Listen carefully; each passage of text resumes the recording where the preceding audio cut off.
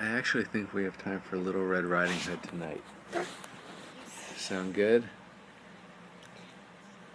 Once, there was a little girl who was so pretty and sweet that she was adored by everyone who met her. Her grandmother loved her best of all and doted on her.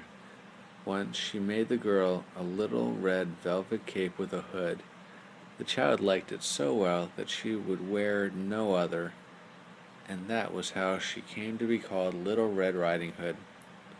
One day her mother said to her, "Little Red Riding Hood, come take this basket of cakes and butter to your grandmother. She's been quite ill, and they will do her good. Go as quickly as you can, and be sure not to stray from the path, or you might get lost in the woods." Little Red Riding Hood promised to do as she was told. She skipped down the path with the basket under her arm and headed for her grandmother's on the other side of the woods. She had not gone far when she met a wolf. Little Red Riding Hood did not know what a wicked creature he was, so she was not at all afraid. "Good morning," she said. "And a good morning to you," replied the wolf. "Where are you going in such a hurry?" "Oh," said Little Red Riding Hood, "I'm taking this basket of cakes to my sick grandmother, who lives on the other side of the woods." "How nice," the wolf said, and as he was feeling very hungry, he thought to himself, "Little Red Riding Hood would make a tasty meal, and her grandmother too. I must see if I can manage to eat them both."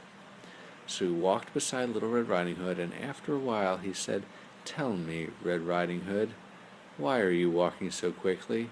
Can't you see how beautiful the woods are this morning?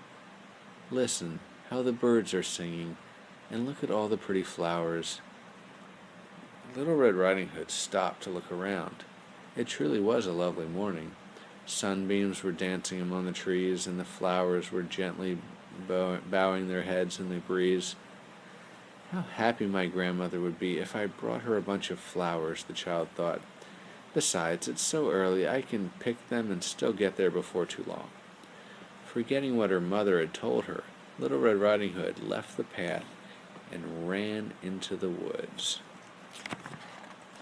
to gather flowers. She did not mean to be gone long, but every time she pulled a flower, she saw a prettier one farther on. And so on she went, deeper into the forest and farther from the path. Meanwhile, the wolf ran straight to grandmother's house and knocked on the door. "Who's there?" the grandmother asked. It's me," squeaked the wolf. "Little Red Riding Hood. I've brought you a basket full of good things to eat. Open the door." "Just come in," the grandmother called back. "The door's open. I'm too weak to get up." The wolf pushed open the door, ran upstairs to grandmother's bedroom, and gobbled her up in a single bite. He quickly put on her nightgown and her nightcap and jumped into bed, pulling the covers over himself.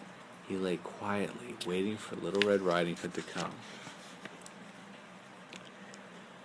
Only after Little Red Riding Hood had picked so many flowers that she could not possibly carry one more, did she remember that she was supposed to be at grandmother's house, and so she ran all the way there.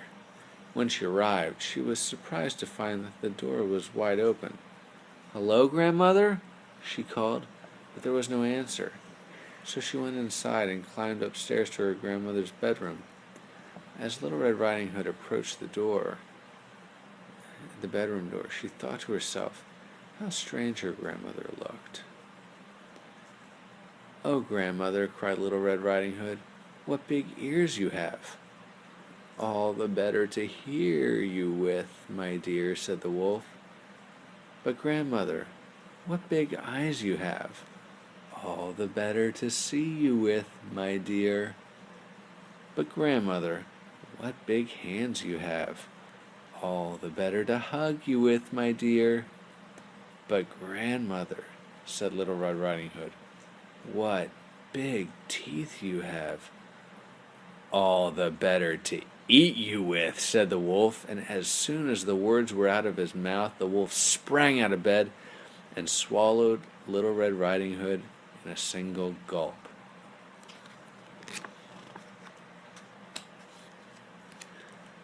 By now the wolf was so full he could hardly walk. He climbed back into bed and fell into a deep sleep. A short while later a hunter came walking by the cottage. When he saw the door open, he said to himself, "That's odd. I better make sure the old woman is all right." So he went in and up the stairs and came upon the wolf asleep in the grandmother's bed. "Ah, so I've caught you at last, you old rascal," the hunter whispered, and he raised his gun to shoot. But then he thought, the wolf may have eaten the old woman, and perhaps there is still time to save her. So he took out a knife and quickly cut open the wolf's stomach while the beast was asleep. Little Red Riding Hood popped out. "Oh, thank you," she cried. "It was so dark in the wolf's stomach, and I was so frightened." Then her grandmother came tumbling out. She was alive too. The hunter and Little Red Riding Hood fetched some stones and placed them in the wolf's stomach before they sewed it up again. When the wolf woke up, he tried to run away, but the stones were so heavy that he fell down dead. What?